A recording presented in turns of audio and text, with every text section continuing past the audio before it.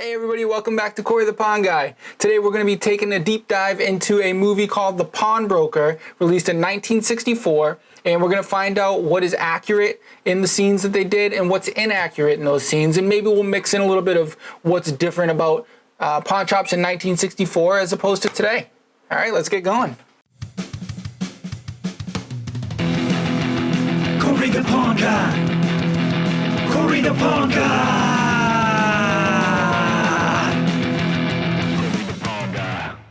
Alright, so in this first scene, we're going to see back-to-back customers. Both are pretty much spot on what we see on a daily basis. I'll show you guys now and kind of explain it as we go. It's an award for oratory.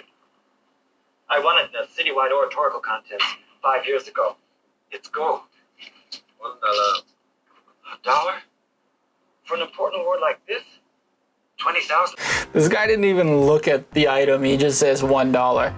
And I also don't know who's going to want this specific person's oratory award.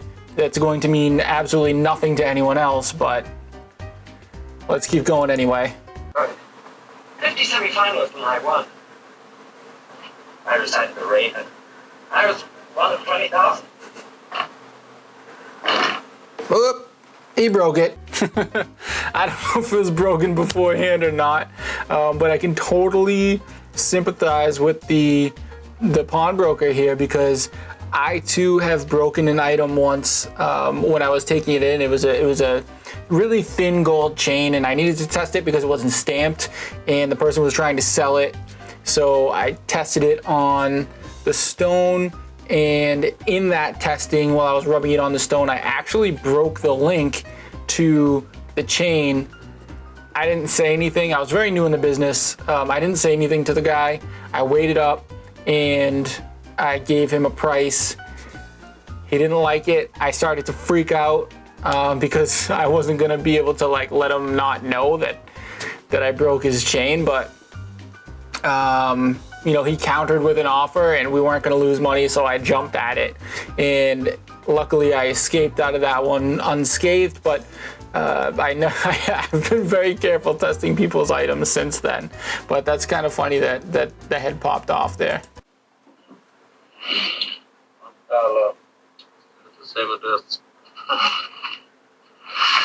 But it's gold. The other thing that I want to actually touch on here is how this guy was pumping up his item. You know, he beat so many people, and that was probably impressive. I mean, it's a movie, so it didn't happen, but if it did happen, that would have been impressive. But nonetheless, it doesn't really affect the item. The item is what it is. It's your trophy. Nobody wants your trophy, dude. I'm surprised you even gave him $1.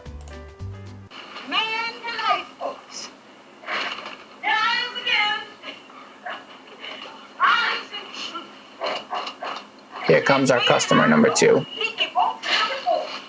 This is also something that's pretty accurate, which is that this lady just bust in there and started talking to the pawnbroker when he's still dealing with another customer. This happens constantly all day. And it's usually customers that we know pretty well, so they feel comfortable going up there, but it puts us in a tough situation because you don't want to be rude to the customer that you know, and you don't want to be rude to the customer that's in front of you. So what do? You can't talk to both of them at the same time, but it puts you in a tough situation that you have to maneuver, but it does happen often, so we kind of deal with it when it comes in.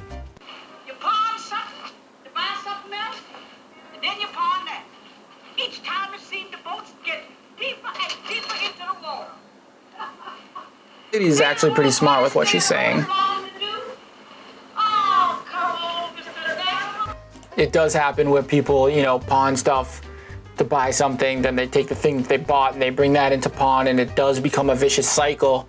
It's tough to break out of. I mean, I always feel for those people, and I always try and help them out the best I can, but you can't tell somebody how to control their finances, so you do what you can to help them.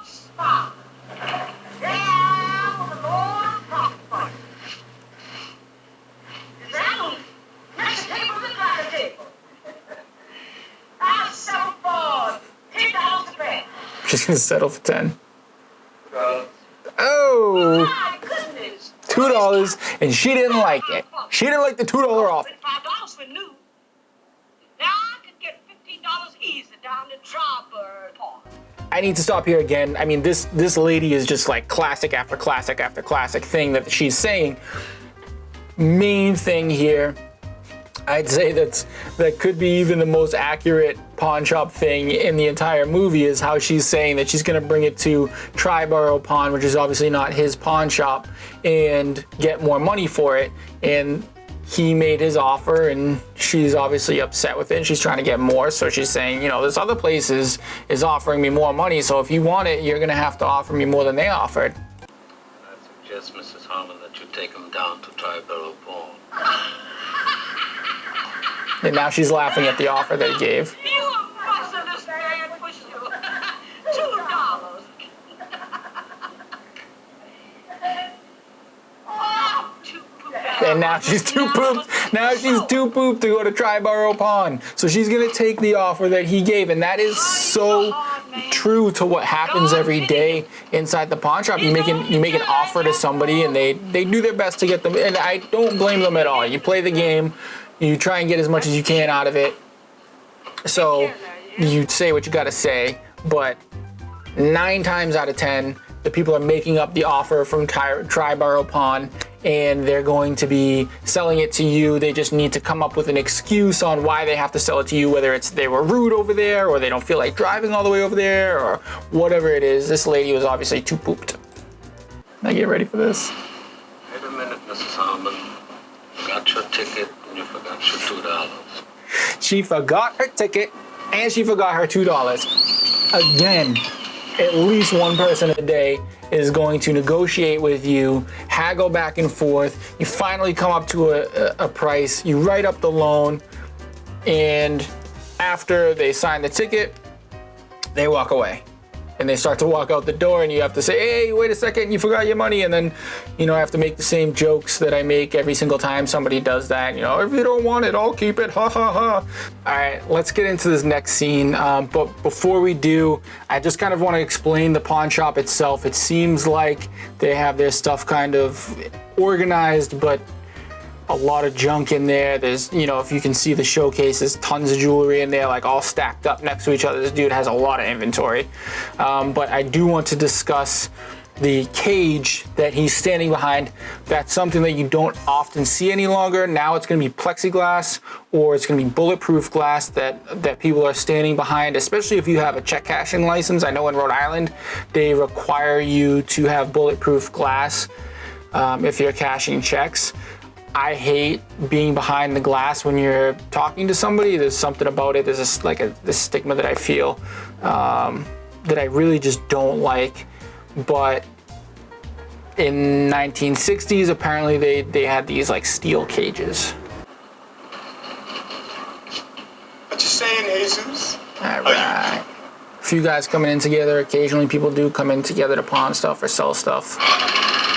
He starts up his mower. Now, normally we would do that outside so that you don't get all the fumes and everything inside. Obviously, he doesn't care. He's giving a creepy look, but he's showing that his item works.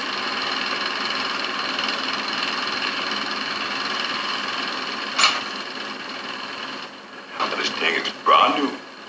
Never been used. So, Shiny. I guess I have to stop it here and just discuss about brand new, where pawnbrokers usually have a different idea of what brand new is as opposed to other people.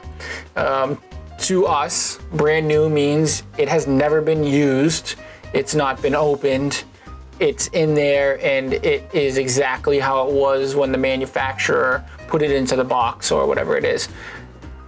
So this guy's brand new mower, I mean, it could be new because it's, you know, not really been used before. Of course, you just turned it on and pulled the string and all that stuff, which you would have to do to test it out anyway. But once you turn that thing on, that is not brand new anymore. It's just new. So that's something that we see all the time. And then, you know, they'll go into explaining how great their item is. Yellow paint, gold paint. Lasts a lifetime. Where'd you get it? All right, let's stop it right here again.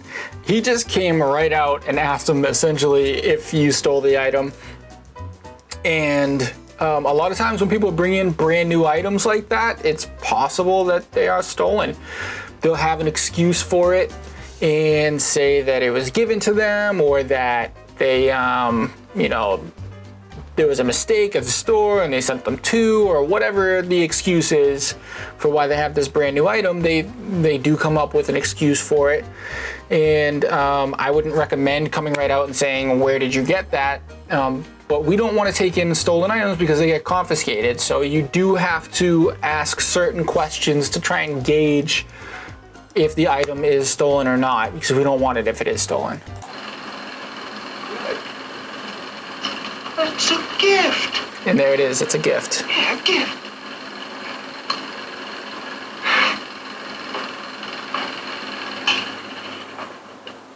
I would have returned it to the store my friend bought it. Only I was embarrassed to ask him where. He was embarrassed Ain't that the truth, to ask his friend where he bought the mower.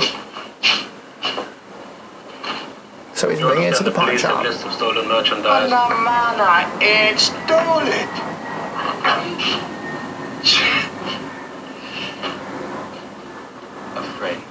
A friend gave it me. Now you figure I make use of it. Where'd you get these numbers tattooed, huh? This is not pawn shop related, the numbers on his arm, but he is a Holocaust survivor, and when people were in the concentration camps, they did get tattooed with these numbers. So that's, you know, what's on his arm for those of you that don't know the history. Oh, come on now, Uncle. You take the thing. People do often plead with you to just take it, and then it's not a great situation that you want to be in. Nobody wants to have to tell people no and reject people all day. Give it $30. But the difference in this is that he knows that's stolen. He shouldn't be taking it in. He offered them $30, but that's something he shouldn't be doing anyway. But this guy's greedy. So this next scene is not a customer transaction, but it is the younger pawnbroker learning from the older pawnbroker about testing jewelry. Let's see if they do it the same way now. Pay attention. You see, you take an object like this watch, right? It's a touchstone. That's what we use these days. Like that. See that? Now that leaves a mark there, right? So then you take a little acid here. They're using acids, we use acids. Put that mark on the touchstone like that. Now you watch it, you see. Now if that turns a bright green, then that means it's brass. Never read of that. Alright. Bright green means it's brass, right? And if it turns a milky white, that means it's silver. So we'll stop it there because they get interrupted by somebody. But what I want to explain about that is these days when we put it on, you know, scratch the item onto the touchstone and drop the acid on it, the mark will go away if it is not gold. If you drop the acid directly on the item, I do this with silver a lot, and it does bubble up green, and that does mean that there's brass underneath. And if it comes up that milky white, that means it is silver. So you know, there's different things, different metals that react different ways, but I'd say that as far as testing goes, it's not exactly the same as in the movie, but it is very similar. This next scene, I would say, is probably a little bit over the top, but it is also accurate. I mean, so far this movie is doing a great job. Here this guy comes in, he's hustling. Now this hot little old radio, man, is worth plenty of rubles, man. It's got lots of juice. You got shortwave, police call, boats. Late at night, man, you get. He's pumping up his item again. A lot of people like to pump up their items. Now, this is $100 radio. It's got a clear tone, boy. That's clear as a mother's. Now he's having trouble with it. Come on, baby. Show the man your. I feel like his radio does work, but sometimes people bring into the shop stuff that they know doesn't work. Like, a lot of times it'll be a cracked TV screen and that got cracked on the way over. Give some of that tone, man. You radio, you mother. I give you $2. He loves $2. You turn chicken on me, radio. You always play better than that. You must be on account of the heat, you know? I'll tell you what. You give me $8. Huh? I mean, that's my mother's radio. Let me just start here. The next portion of this scene coming up has a different tone to it, and it's something that we do deal with, and it's something I haven't really mastered yet. For as long as I've been in the business, I still don't genuinely know how to react to these situations. Come on, $5, you blood-sucking genie, you money-grabbing kite five. Still live at the same address? Oh, man, I'll take the 2 rubles, man. You just give me the 2. Take it.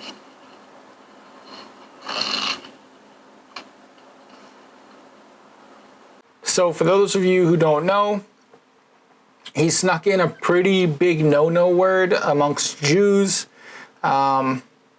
And I have never straight out been called the K word before, so I can't tell you how that feels. I do know what I would do in that situation, and I would kick the person out of the store, regardless if you know if I'm Jewish or not. Using those terms, the K word, the N word, those are automatic ejections that we don't really mess around with. So I don't know how I would react to the person. I do know that I would throw them out. But what I will say is I have been around and people have said to me, don't Jew me down, don't be a Jew. And that is awkward. Sometimes it's people that I have a decent rapport with and I don't really know how to handle it. So I know that they don't think it's an awful thing to say. I don't know if I should correct them on that because it's awkward. I'd love for you guys to comment down below with things that you think I should do in the future when people say that. It's just awkward. I usually just pretend like I didn't hear it because I'd rather just not deal with the situation. But it's sucky. So whether you know somebody is something or not, don't use derogatory terms because you don't know somebody, I guess. Somebody could be married to somebody of whatever you're saying. Just be a normal person. That's all. So this next one, it is something that I have seen before. I would like to say it's not funny. In watching it in this movie, it's funny to me because I've seen it and it's accurate. If guy's a jerk, you'll see what I'm talking about. What can I do for you? What do you want? A diamond engagement ring I want to borrow. It's glass. There's a very little chance that this dude can tell that ring is glass from I don't know how many feet they are away. I mean, 6 feet is pretty accurate for the times, I guess. So let's say they're 6 feet apart. He can't tell if that's glass from that far away. Take the ring from the girl and test it. She came all the way down there. She's pregnant. She needs the money. Test the stone for her. Even if you know it's fake, you do it. You play the game because it means something to them. They want to know for sure. They don't want you to just be like, nah, this is fake. And I hear stories a lot of the time from things like that. And it's it just takes 2 seconds to test it with the stuff that we have. Just test it, people. Test it. Pawnbrokers out there, if you're watching, just test it for them. Sorry, that got to me apparently.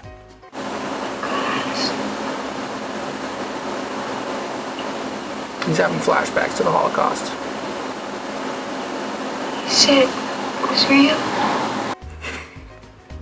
Now, this is the funny part. to me, dudes are trifling. I have had people in here, women in here that say that you know, they want to sell their ring because they just got, you know, unengaged, I guess. I don't know if that has a word for it, or divorced. And they're in here selling their ring and their diamond is fake. And they were told it was real. This happens in real life. That's why it's funny. Not because this girl in a movie, so it's okay if I laugh, I guess, you know, isn't getting the money that she needs and she's pregnant, so she obviously needs it. But I guess in some sick way, it's funny. Don't make me feel weird about it.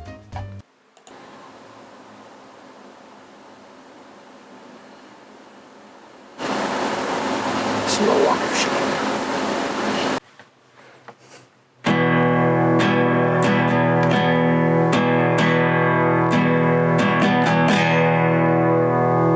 Let's take this thing to the moon. Let's take it all the way there. Let's take it so far to the moon that it will never come back down to earth. And I don't know how to play anything but these tunes.